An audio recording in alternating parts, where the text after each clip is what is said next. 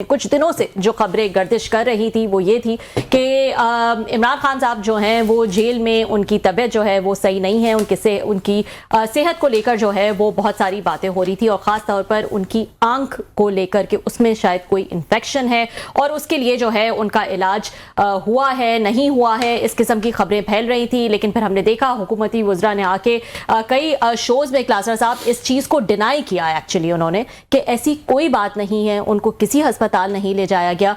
लेकिन फिर हम देखते हैं कि तारड़ साहब जो है वो आके इस चीज़ को कंफर्म कर देते हैं। आज ये बड़ी एक अहम डेवलपमेंट है और ये कई हवाले से ये कंसर्निंग भी है कि खान साहब जो है कोई कॉमनर नहीं है। वैसे तो कॉमनर के किसी हमारे जैसे की भी अगर कोई हेल्थ के इश्यूज़ हो, आम आदमी के भी उतने बंदे को कंसर्न होना चाहिए। कोई भी कैदी हो, बेबस होते हैं, कैदी तो कैद में होता है, वो अपने सुपरिटेंडेंट या पुलिस या जो भी वहाँ पे हुकाम होते हैं, जेलर्स, उन पे डिपेंडेंट होता है, उनका मोहताज होता है कि वहाँ पे आप चार दीवारी के अंदर कैद हैं, अपनी मर्जी से तो कोई डॉक्टर के पास नहीं जा सकते, ना अपॉइंटमेंट ले सकते हैं। और इसमें मामला जो इमरान खान साहब का है, वो साबिक प्राइम मिनिस्टर हैं आपके, और आपको उनको एक स्पेशल ट्रीटमेंट उनको मिलना चाहिए। लाखों करोड़ों लोग उनको लाइक भी करते हैं, उनको वोट भी डालते हैं, और अचानक इस खबर का मीडिया के ज़रिए लीक होना, उस पर ये कोई तुक बनता नहीं है वैसे कि आपको कोई मीडिया का कोई नुमाइंदा जो है, जो उनका असद जो मेरा ख्याल है एंकर हमारे उन्होंने खबर ये दी है, उनका क्रेडिट है। ये कोई तुक बनता नहीं है कि मैं लीक करूं खबर, आप ब्रेक करें या असदुल्ला खान साहब करें या कोई और करे, और इतनी बड़ी खबर होगी खान साहब को हॉस्पिटल में लाया गया है, उनका प्रोसीजर किया गया है और उसका किसी को पता ही नहीं चला, और वजीरों को पता नहीं है, हुकूमत को पता नहीं है, पार्टी को पता नहीं है, सबसे बढ़कर फैमिली को पता नहीं है। नो दैट से मैं ये समझता हूँ ह्यूज एक, और ये उसको जानबूझ के किया गया। ये कोई ऐसा इत्तफाकन भी नहीं हुआ, आपको पता था, आपने लेकर आपने जाने SOPs का आपको पता था। उनकी फैमिली का कोई अगर ऑपरेट हो भी रहा था, चाहे 5 मिनट का क्यों ना हो, उनका फैमिली का कोई ना कोई बंदा साथ होना चाहिए था, उनकी सिस्टर वगैरह जो है उनको साथ होना चाहिए था। और कुछ नहीं तो बुशरा साहिबा वहीं पे मौजूद थी, उनको साथ लिया था। आई होप उनकी कहीं जिक्र नहीं हो रहा क्या वो भी साथ कंपनी करके यहीं थी या नहीं यहीं थी। मतलब मोस्ट प्रॉब्ली ये भी तो हो सकता है कि बुशरा साहिबा और खान साहब जो है उनको इकट्ठे लाया गया हो कि खान साहब का क्योंकि एक हो रहा है तो आपको मौजूद होना चाहिए। अब इस पर हम कुछ नहीं कह सकते, और किसी ने पूछा भी नहीं है मेरा ख्याल है वजीरों से कि जनाब कि क्या बुशरा साहिबा को साथ लाया गया था, बिकॉज इमीडिएट फैमिली तो वही है, वहीं पे वो भी वो कैद हैं जहाँ पे खान साहब हैं। अगर वो इस तरह का किया गया है, उन्होंने वो लेकर आए हैं, तो किसी हद तक हुकूमत की फेस सेविंग हो सकती है जी। उनके स्पाउस जो हैं वो खान साहब के साथ थे। अच्छा। मैं सीरियसली डाउट अभी तक ऐसी बात हुई नहीं, अदरवाइज वो कह देते कि हाँ वो साथ थे। इट मीन्स हुकूमत ने खुद ही एक्ट किया है या रिएक्ट किया है या जो भी उन्होंने मुनासिब समझा है। एक बात तो ये है। अब तो एक और 2-3 चीज़ों और देख लेते हैं। आपने कहा कि वजीरों को नहीं पता था और उन्होंने आज जाके कंफर्म किया, तो डिनाई कर रहे थे वो। नहीं डिनाई नहीं, मैं इस बात को मानता हूँ। मैं पूरे पाकिस्तान में से शायद कोई नहीं मानेगा कि अताउल्लाह तारड़ साहब को या हुज़ैफा रहमान को नहीं पता था। मैं मानने को तैयार हूँ, यस उन्हें नहीं पता होगा। उन्हें भी मैं शर्तिया कहता हूँ, उन्हें भी ये मीडिया से पता चला होगा। ये प्रोजेक्ट जो है इमरान खान, ये कोई अताउल्लाह तारड़ साहब, राना सनाउल्लाह साहब, शहबाज शरीफ साहब, मोहसिन नकवी साहब हैंडल नहीं कर रहे।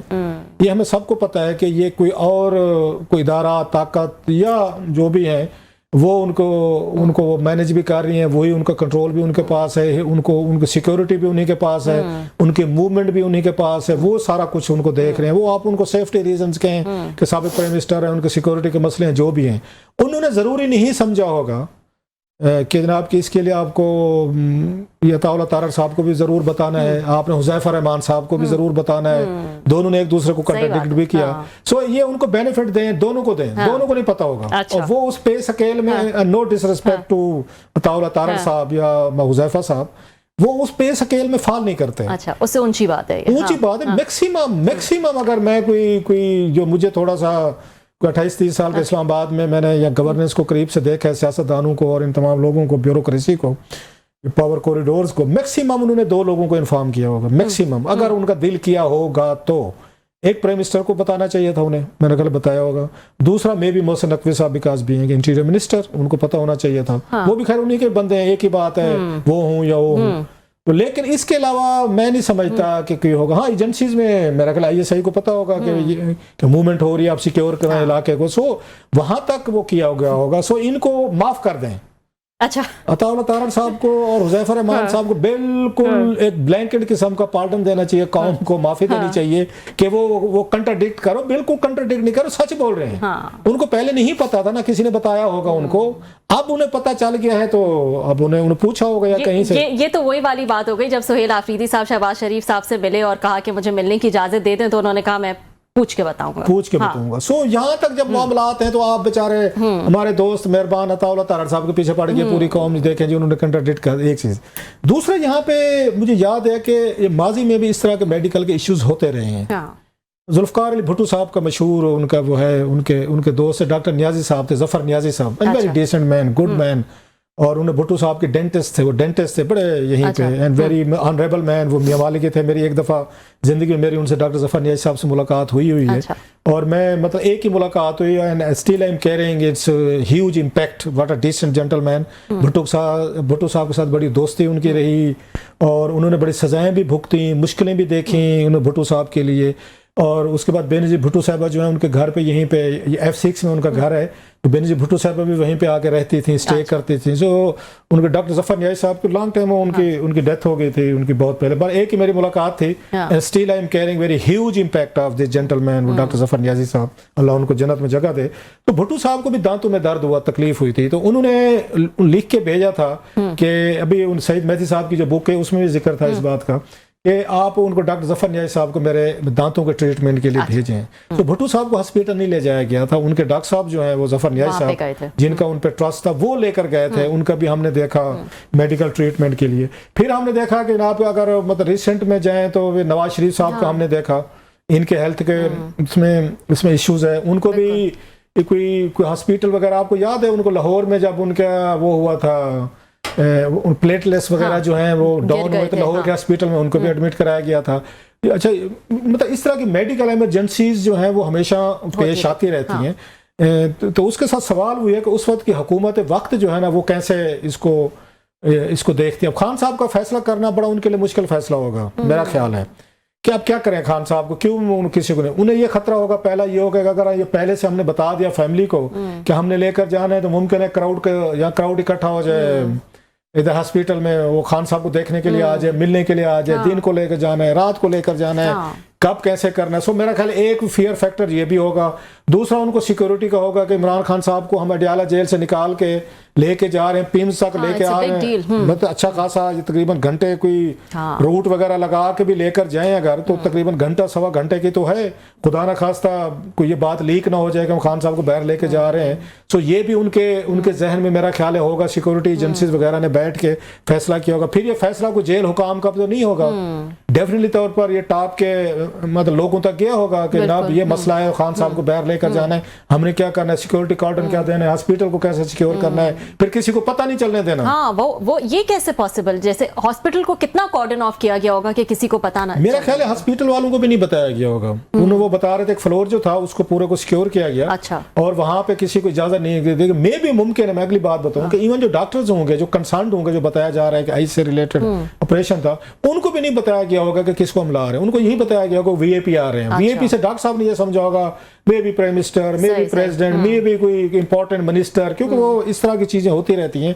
सो उनको भी लास्ट लम्हे ही बताया गया होगा डॉक्टर्स को, उनकी रिपोर्ट वगैरह या जो भी होंगे कि ऑपरेट होना है, या मे बी डॉक्टर्स को लेकर गए हों और उनको सारा एतमाद में लिया गया हो और कि आपने इन चीजों को बाहर नहीं करना। सो वो सारी चीजें उन्होंने सक्सेसफुली की, लेकिन बात वही है कि आखिर खबर निकली। क्योंकि इससे क्या फर्क पड़ता है, आप एक प्रेस रिलीज खुद जारी कर दे, जेल हुकाम कर सकते थे कि जनाब खान साहब जो चलो प्रोसीजर आपने पहले नहीं बताया फॉर वट एवर रीजन, जो बताना चाहिए था गलत हुआ, लेकिन आपने नहीं बताया। तो जब हो गया खान साहब का, वो एक फैमिली का हेल्थ का इश्यूज है, पहले भी वो शिकायत करते रहते हैं, खान साहब कहते रहते हैं जनाब कि मेरी जान को खतरे हैं, मेरी हेल्थ को खतरे हैं। प्राइवेट डॉक्टर की डिमांड जो है वो करते रहते हैं, मेरा अपना जो डॉक्टर है उनसे जो है वो मेरे ख्याल में चाहिए था, इजाजत देनी चाहिए थी कि खान साहब शौकत खानम से या जिससे भी कोई डॉक्टर से मिलना चाह रहे थे, उनकी सेटिस्फेक्शन जरूरी थी, फैमिली की सेटिस्फेक्शन जरूरी थी।